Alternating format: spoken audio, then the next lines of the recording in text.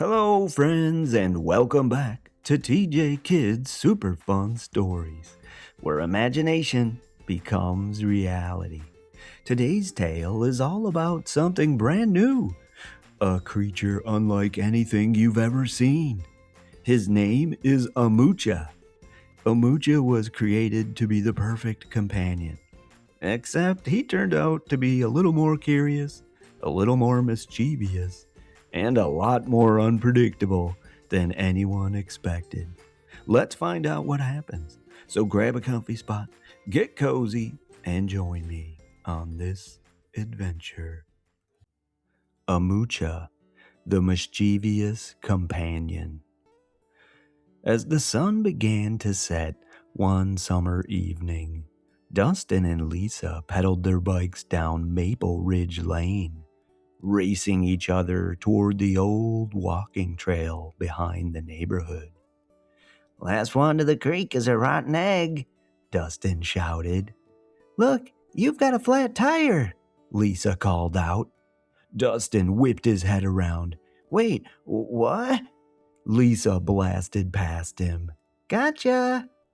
"Not cool," Dustin responded, shaking his head. Just as they approached the trail entrance, they heard a strange sound drifting through the woods. Not an animal, not a person, but something in between. It was an unfamiliar, echoing cry.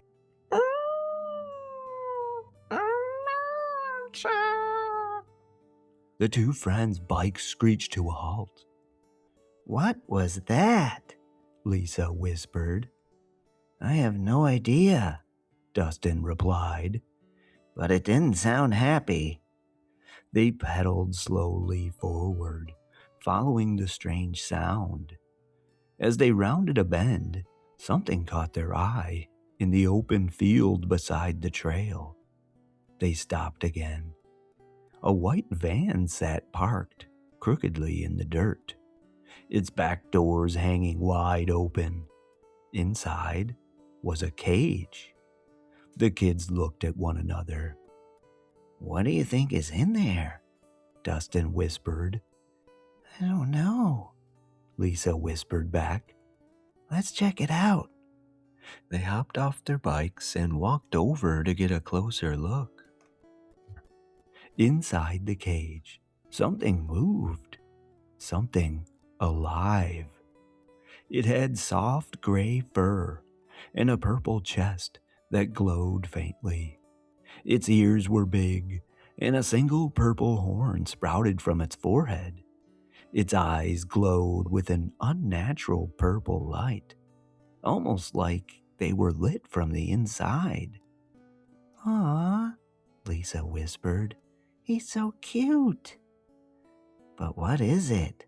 Dustin asked. "Do you think it's some kind of alien?" Lisa whispered back.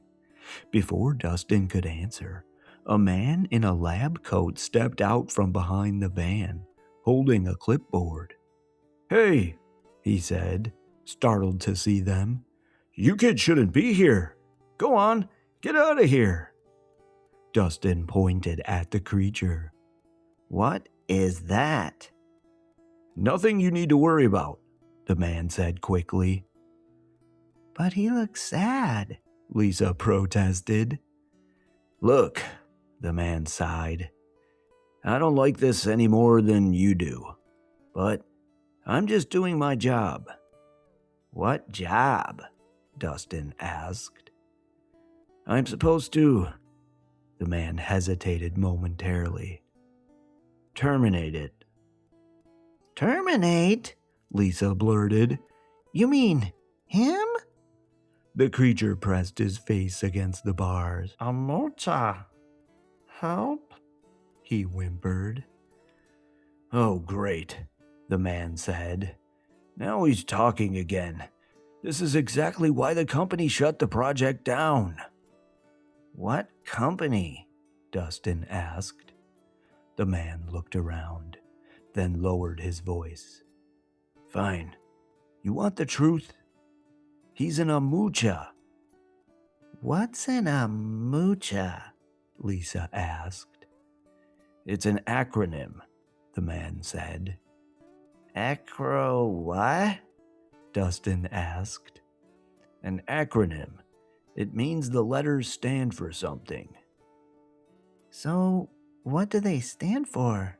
Lisa asked. I can't believe I'm telling you this. The man took a deep breath and continued. Artificial matter, unique companion, human alternative. Wait, said Dustin. So, he's some sort of artificially created human companion? Is that what that means? That's pretty much exactly what it means, the man responded. That's actually really cool, said Lisa. Yeah, Dustin added. That's awesome.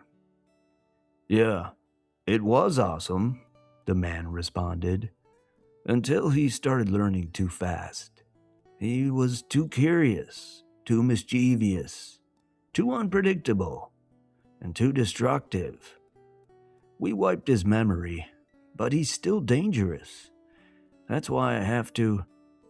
He stopped. The creature looked up at him with wide, pleading eyes.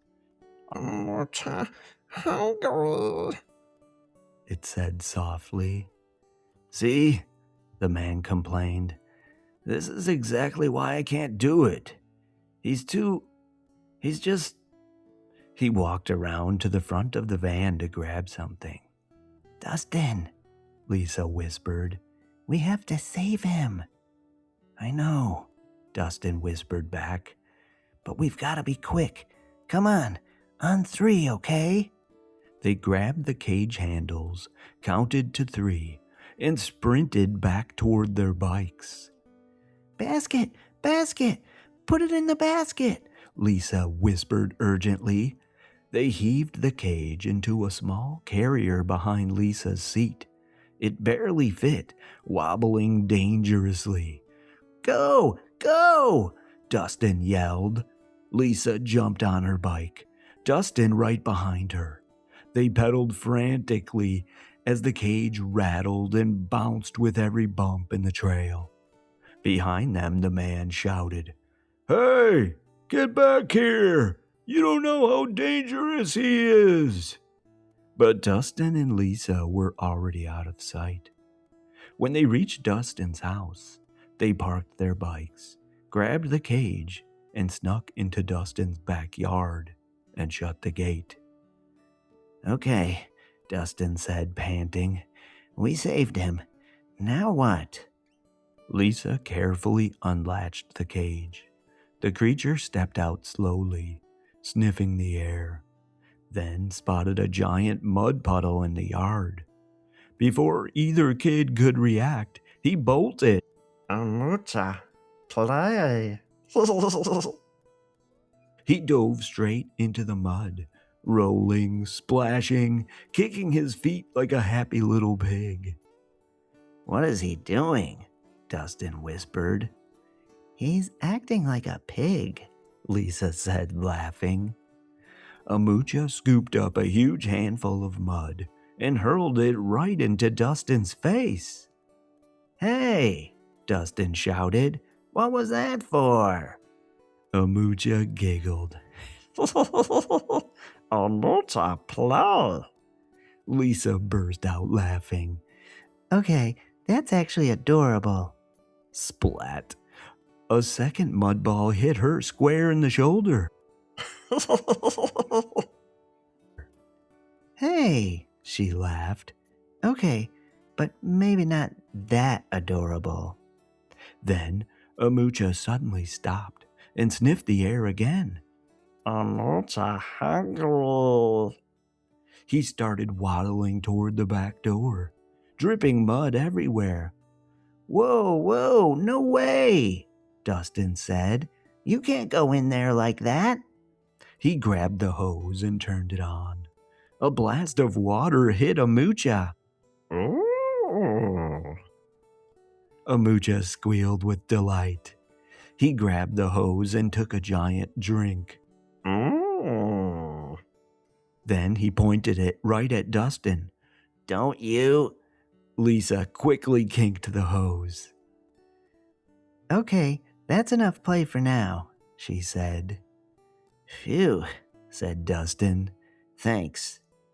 AMUCHA pouted. AMUCHA, no fun. Before they could stop him, he pushed the back door open and bolted inside. "Oh no," Dustin said. "No, no, no." They sprinted after him. Luckily, Mom and Dad were upstairs. For the moment, they hadn't seen or heard the disaster unfolding. "Dustin?" his dad called down. "Is that you? What on earth is going on down there?" "All good," Dustin shouted back. "Lisa and I are just playing a game." "Well, maybe you should take it outside," Dustin's mom added. "It sounds like the house is falling apart." "Okay, all under control," Dustin yelled. But it was not under control. Not even a little. They turned the corner into the kitchen, and their jaws dropped to the floor. It was mass chaos. A milk carton lay on the floor, leaking everywhere. Slices of leftover pizza clung to the ceiling. Mom's spaghetti sauce and noodles were slowly sliding down the walls, leaving drippy red streaks everywhere. And AMUCHA stood in the middle of it all, holding a whole watermelon like an apple, taking giant chomps. AMUCHA, eat. Then he spotted the family cat. AMUCHA, play. The cat bolted. AMUCHA chased it through the living room, over the couch, under the table, and straight into Dustin's dad's recliner. "This is bad," Dustin said. "This is very bad." Then there was a rumbling outside. Vroom! AMUCHA stopped suddenly and looked out the window. He saw a sports car speeding down the highway in the distance. Fast, he said. AMUCHA, go fast. Before they could stop him, he bolted out the front door. "Okay," Dustin said, catching his breath. "At least he's out of the house." "I wouldn't be so sure," Lisa said, pointing. AMUCHA was climbing into the family car. "Oh no," Dustin said. "No, no, no." They ran outside just in time to see AMUCHA wriggle under the steering wheel. He ripped off a plastic panel, grabbed a handful of wires, and twisted them together with surprising confidence. Vroom! The engine roared to life. "How does he even know how to do that?" Lisa asked. AMUCHA grinned ear to ear. AMUCHA, drive. He looked down at the pedals, then realized his feet didn't reach. He hopped back out, grabbed a long stick from the yard, and climbed back in. He poked the stick toward the gas pedal. AMUCHA, drive. "No, you do not," Dustin shouted, sprinting toward the car.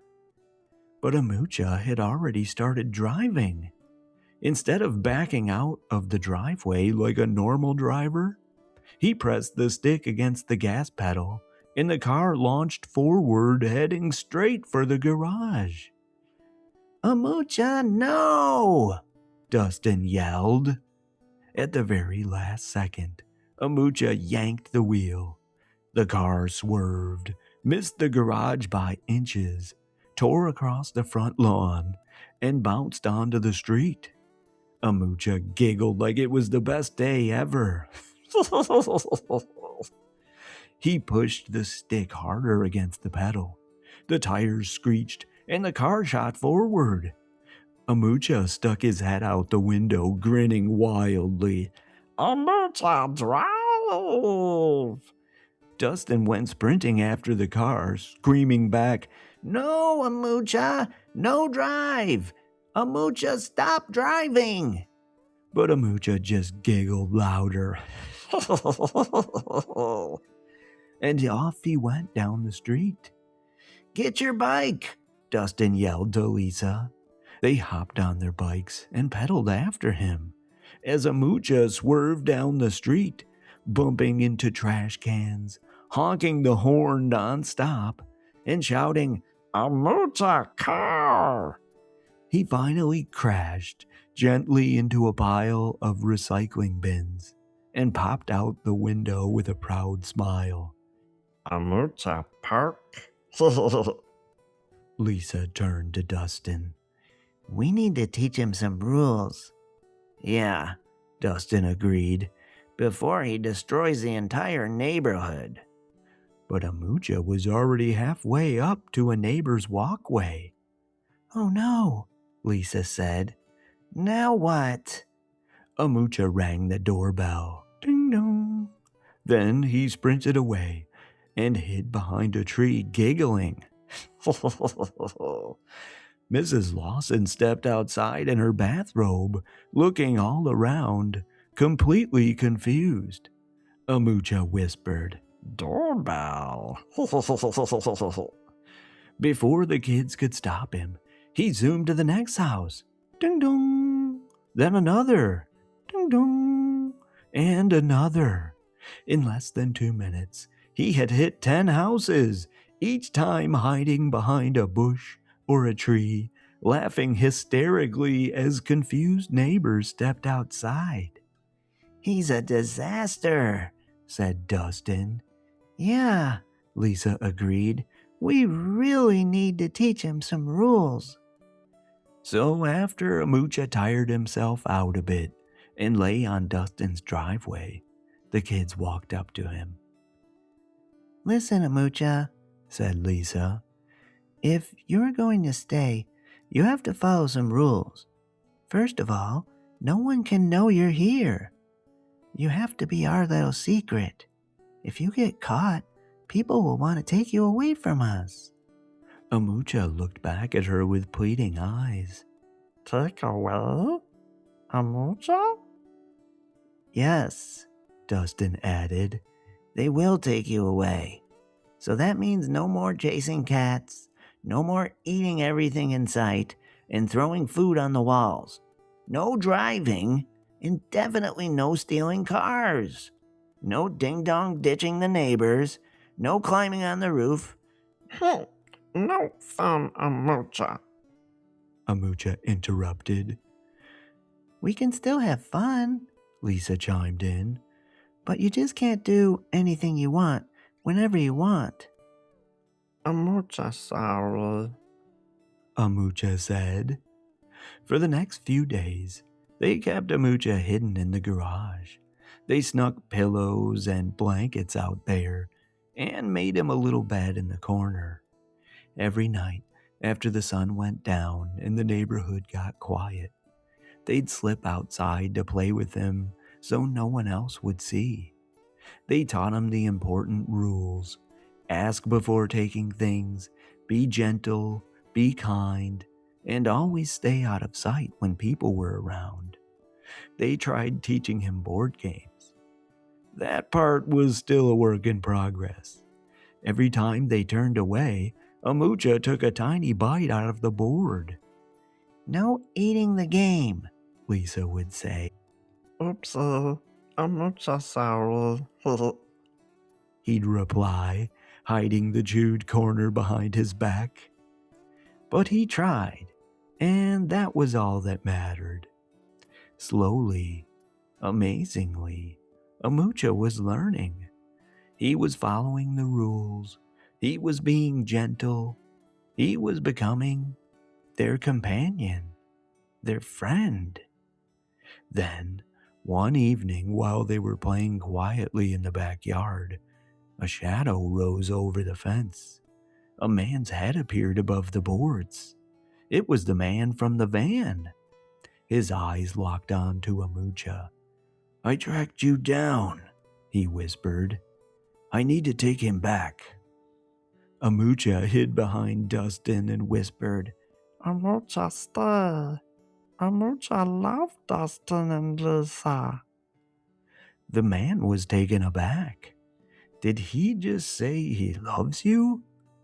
Yeah, Dustin responded. I think so. We love you too, AMUCHA, Lisa said. The man stared at the creature, then at the kids. I've never seen him do that, he said quietly. Not once. He's not dangerous, said Dustin. He just needs someone who cares. He listens to us, Lisa added, and he's learning. He's not a monster. The man looked at AMUCHA again. AMUCHA held out his arms. AMUCHA sorry. AMUCHA good? The man smiled. Yeah, he said. Yeah, you're good. He knelt down and whispered, Look, I can't let the company find him, but I also can't just let him go wild. So, how about this? I'll take him in. I don't live far from here, and he can stay with me. As long as he can behave, I'll take care of him. But we have to keep him hidden from the public. You two can visit him anytime. We can meet in the open field by the trail. Thank you, sir, said Lisa. What should we call you? You can call me Roy, said the man. That's my name. AMUCHA hugged Roy's leg. AMUCHA? Home? Roy smiled. Yeah, buddy. Home. A week later, Dustin and Lisa met them in the field. AMUCHA ran toward them, waving his arms excitedly. AMUCHA, play! Dustin pulled out a couple of kites and showed them to AMUCHA. They spent the afternoon teaching AMUCHA how to fly a kite. They ran and they laughed as they watched their kites dance across the sky. Dustin looked over at Lisa. This might be the coolest secret ever. Lisa agreed. Meet AMUCHA, the mischievous but lovable companion. AMUCHA threw his arms around both of them. AMUCHA, happy. And for just a short while, he didn't cause any trouble at all. The end.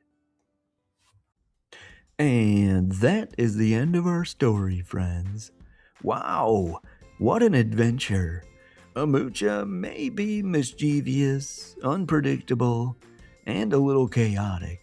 Okay, a lot chaotic. But he also has a big heart. And that reminds me of a moral I learned from today's story.